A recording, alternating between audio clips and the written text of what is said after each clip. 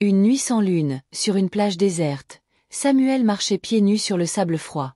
Son regard perdu fixait l'horizon, où l'océan s'étendait à l'infini. Il avait tout perdu, sa famille, son travail, et même l'envie de vivre. Le vent salé caressait sa peau, tandis que des souvenirs douloureux lui serraient le cœur. Alors qu'il s'approchait du rivage, une voix douce, presque chantée, s'éleva à travers le bruit des vagues. « Pourquoi cherches-tu la fin alors que la mer t'offre un début ?» Il sursauta et tourna la tête.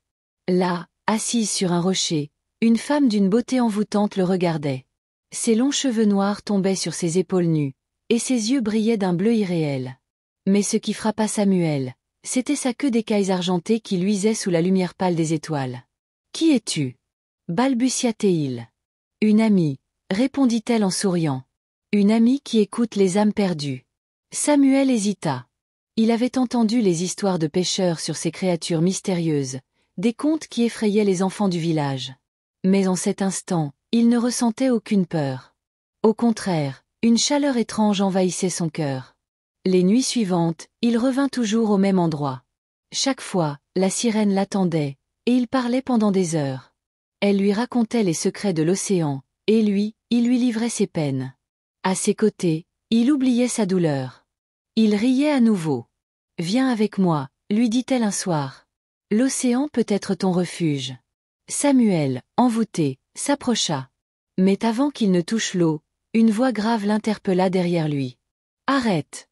Il se retourna et vit un vieil homme du village, appuyé sur son bâton. Son visage portait les marques du temps, mais ses yeux brillaient d'un avertissement silencieux. « Tu la vois aussi, » murmura l'ancien. « Beaucoup l'ont vue avant toi. Mais aucun homme n'est jamais revenu de son royaume. » Samuel sentit un frisson lui parcourir l'échine. Il reporta son regard vers la sirène. À cet instant, une onde étrange troubla l'eau autour d'elle. Son reflet dans l'océan ne montrait plus une femme magnifique, mais un être effrayant, aux yeux noirs sans fond et aux dents acérées.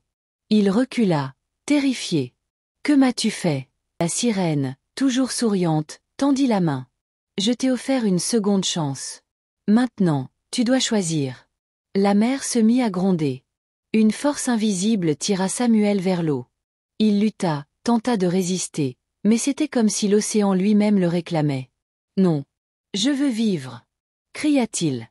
Dans un dernier effort, il arracha sa main à son emprise et courut, trébuchant sur le sable mouillé.